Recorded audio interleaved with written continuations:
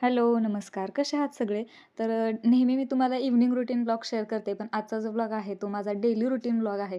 तर सकाळी ना मी अथर्वला सोडायला आलेली बाहेर आणि पाऊस वगैरे नव्हतं, तर बरं झालं पाऊस नव्हता.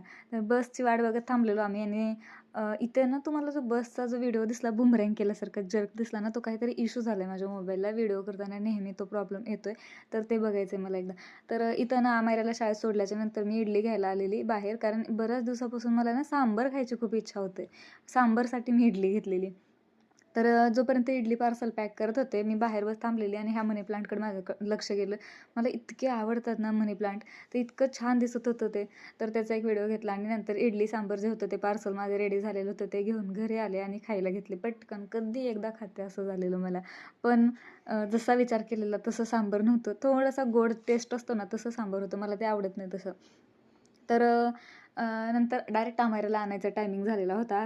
रेनकोट वगैरे सगळी फुल तयारी करून मी तिला आणायला गेलेली. कारण ना पावसाचं वातावरण वगैरे झालेलं, आभाळ भरपूर आलं होतं आणि मी विचार केला, की जर बाहेर गेले आणि पाऊस आला तर प्रॉब्लेम नको व्हायला म्हणून रेनकोट घेतला.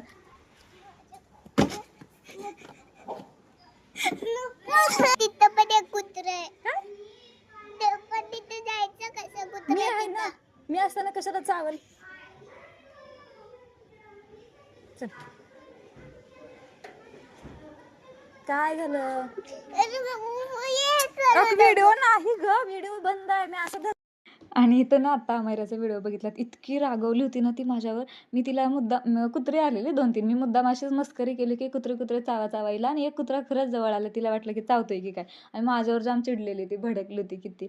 तर तुम्ही बघितलात किती रागाला आलेली ती. त्याच्यानंतर ना संध्याकाळचे डबे वगैरे दिले आणि अथर्वला मी सोबत घेऊन आलेली. सोबत घेऊन आल्यानंतर ना त्याला काहीतरी ह्या अशा गोष्टी घ्यायच्या होत्या. शाळेत कोणाकडे तर बघितलंय वाटतं, तर बरेच दिवसापासून बोलत होता घे घे. तर शेवटी घेतला आणि एकट्याला घेतलं आणि एकट्याला ठेवलं असं कधी होईल का? तर अथर्वबरोबर अमायरासाठी पण घेतलं. तर नंतर अमायराला जेवणाचं जे ताट होतं ते दिलेलं, ते शेअर केलं मी. नंतर हा जो नाही, ही जी पावभाजी आहे ते आमच्या बाजूवाल्या ताईंनी दिलेली आहे, कारण त्यांच्या लग्नाचा वाढदिवस होता आणि त्यांनी ते स्पेशल बनवलेलं पावभाजीची रेसिपी, तर ते आमच्यासोबत शेअर केलेली आहे. कसा वाटला ब्लॉग?